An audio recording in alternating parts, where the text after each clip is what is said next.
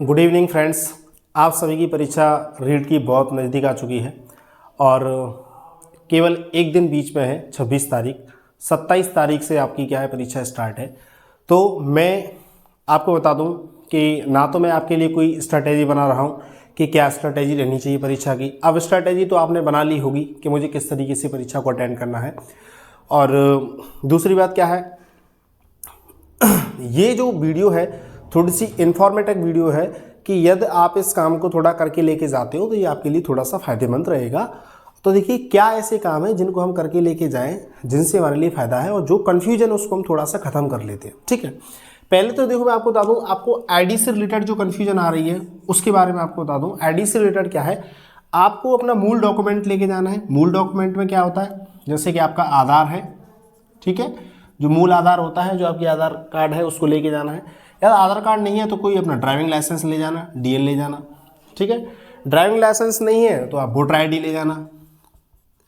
देखो आयोग की तरफ से तो इन तीन को ही बोला गया है, ठीक है। फिर भी आपके पास कोई भी ऐसा डॉक्यूमेंट हो जिससे आप परीक्षा देने लायक हो, जैसे कि कुछ लोगों के पास पैन कार्ड होगा, पैन कार्ड है, या तीनों ये नहीं है तो आप पैन कार्ड लेके जाना, ठीक है, क्योंकि आपको कुछ ना कुछ तो लेके जाना पड़ेगा।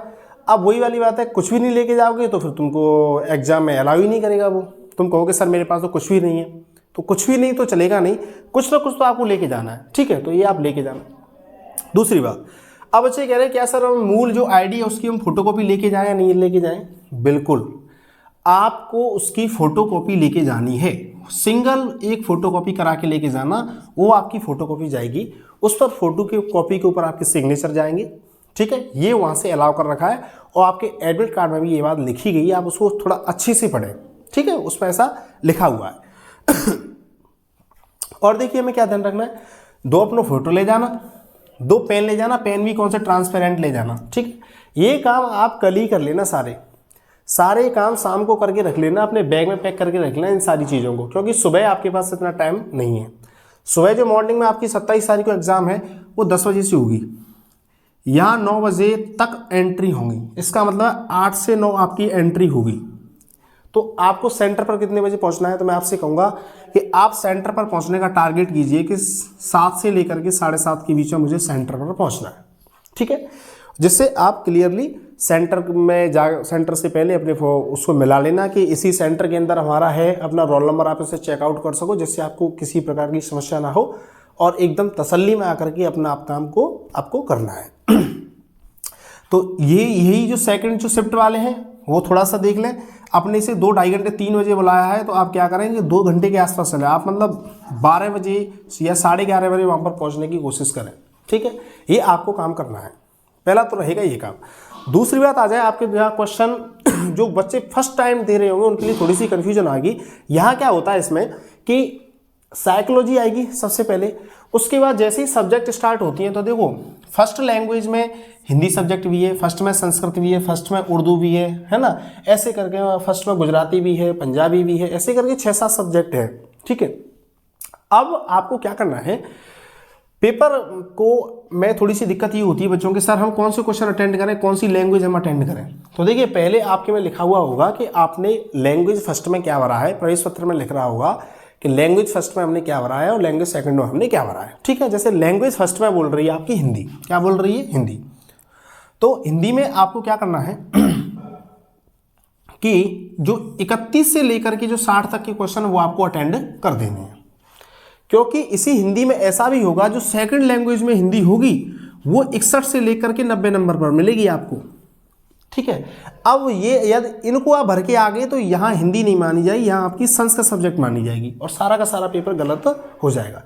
ऐसा काफ़ी सारे विद्यार्थियों से पहले हो चुका है, इसीलिए मैं आपके लिए वीडियो बनाना मैंने उचित समझा है। तो पहले साइकोलॉजी आएगी 1 से 30 नंबर तक साइकोलॉजी देख लेना, फिर देखना आपको 31 से 60 तक क्या करनी है, हिंदी करनी है। अब होगा ये, जहाँ जो संस्कृत होगी, संस्कृत भी 31 से 60 पर लिखी हुई होगी, गुजराती भी 31 से 60 पर लिखी होगी, तो आपको क्या है पेपर में अपने सीक्वेंस देखते चलना है। जब भी आप ओएमआर भरें या क्वेश्चन अटेंड करें तो ये देख लें कि हमने 1 से 30 कर लिए, चलो ठीक है, 1 से 30 के बाद कितने कर लिए, 31 से लेकर के हमने क्या कर लिए, 60 तक कर लिए। देख लेना फर्स्ट लैंग्वेज हिंदी ही है, ठीक है। उसके बाद जैसे आप सेकंड लैंग्वेज पर जाओगे, जब 60 तक अटेंड आप कर चुके हो तो सेकंड लैंग्वेज आपकी कितने से स्टार्ट होगी, 61 से लेकर के 90 तक होगी, ठीक है ना। तो 61 से लेकर 90 तक संस्कृत अपनी सब्जेक्ट आपको करके आनी है। अब मैथ साइंस वाले हैं उनके लिए मैथ साइंस मिल जाएंगे 60 क्वेश्चन, जो एसएस वाले हैं उनके लिए एसएस मिल जाएगी 60 क्वेश्चन। इसके बाद पूरा का पूरा पेपर करके आना। बच्चों को कन्फ्यूजन होगी जहाँ पर लैंग्वेज में, तो इसीलिए लैंग्वेज में आपको कन्फ्यूजन नहीं होना है। आपको तो क्रम देखना है कि 1 से 30 अटेंड कर लिए, 31 से 60 अटेंड कर लिए, अब 60 से हमें 90 वाली रेंज में पहुंचना है, ठीक है। क्योंकि संस्कृत यहाँ भी लिखी मिलेगी, संस्कृत यहाँ भी लिखी मिलेगी, हिंदी यहाँ भी लिखी मिलेगी, हिंदी यहाँ भी लिखी मिलेगी, तो यहाँ गलत नहीं करना, इस बात को आप पहले ही समझ लेना, ठीक है।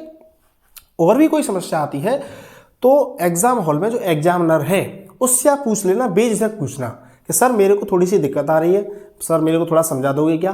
तो मैं कह रहा हूँ कि टीचर इसी बात के लिए लगाए जाते हैं कि वो आपको थोड़ा सा गाइड करते हैं कि आपसे कोई गलती ना हो।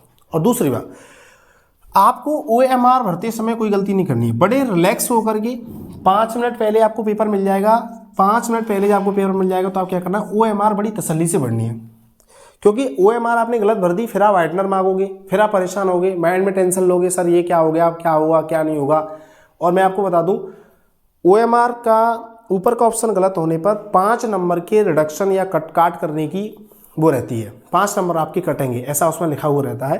अब कटते या नहीं करते वो तो बाद में होगा, लेकिन आयोग इस बात को कहता है कि यदि आपसे गलती होती है तो हमके 5 नंबर काटेंगे। तो बड़ी तसल्ली से इस काम को करना है, ठीक है। कोई दिक्कत आती है तो टीचर से पूछ लेना है, बीचक से 1 बार नहीं, 2 बार नहीं, 3 बार बुला करके उससे पूछना है कि सर मेरे को बता दीजिए, मेरे को इसमें दिक्कत आ रही है, ठीक है। ये आपकी क्वेश्चन इस तरह से हल। उससे L1 वालों के लिए ये है कि देखो आपके लिए क्या होगा कि साइको आएगी ही, हिंदी आएगी ही, संस्कृत आएगी, तो 90 नंबर तक तो आप ऐसे पहुंच जाओगे, ठीक है। अब 90 के बाद आपका सिस्टम देगा 91 से लेकर के 120, वहां मिलेगा आपको मैथ साइंस, ठीक है।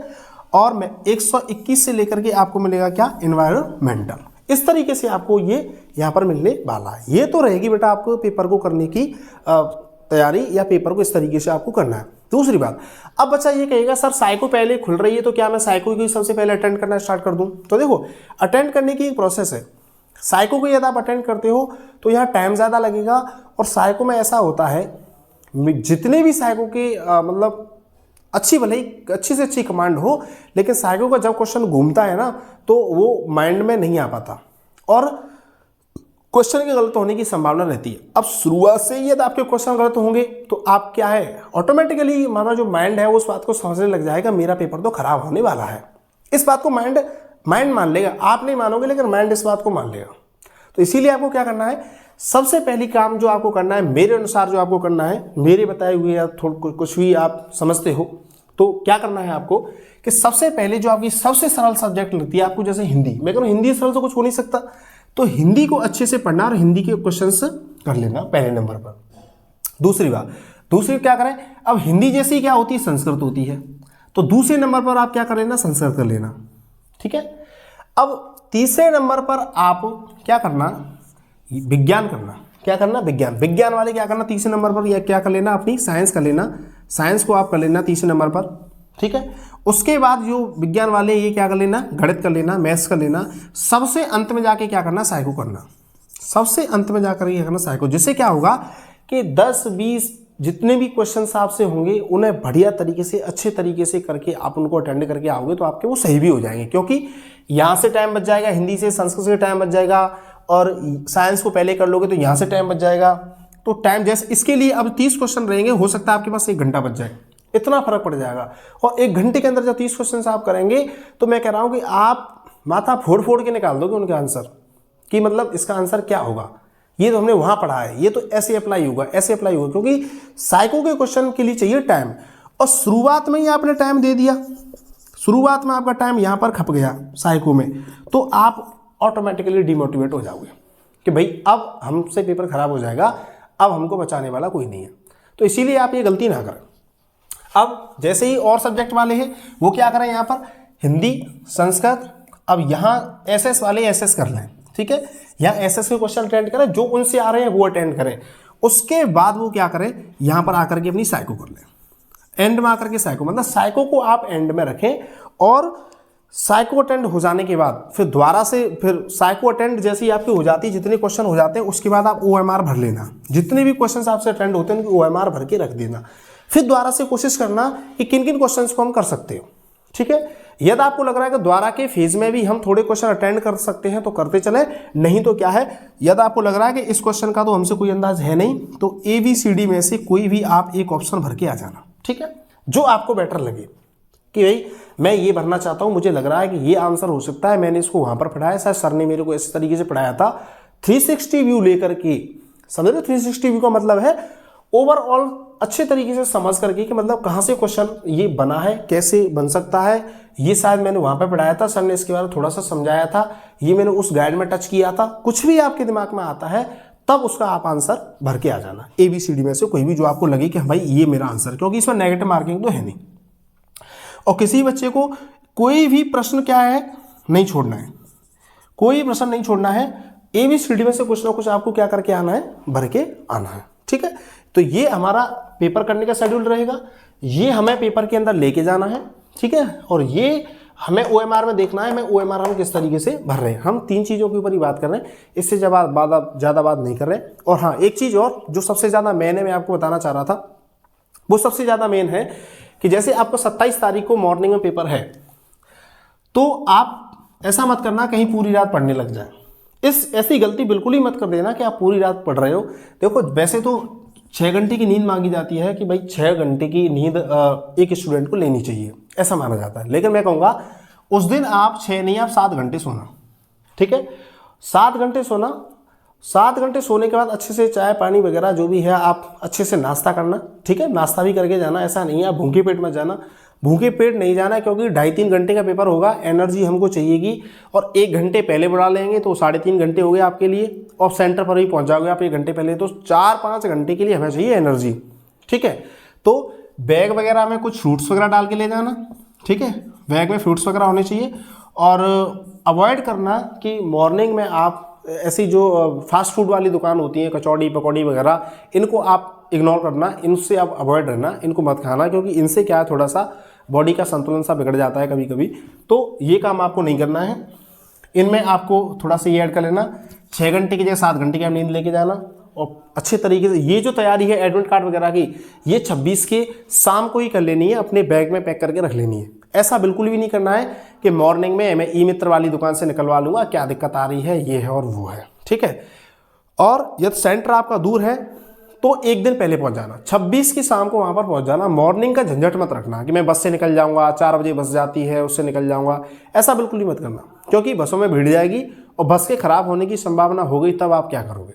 ठीक है, तो ऐसे काम हमको करने हैं जिनसे हमारे माइंड में बेमतलब का तनाव ना आए। ठीक है, और पेपर को अच्छे से देना है, जो तैयारी है उस पर आपको विश्वास करना है, जो पढ़ा हुआ है उसके ऊपर हमने विश्वास करना है कि हमने पढ़ा है और हम इस काम को करेंगे।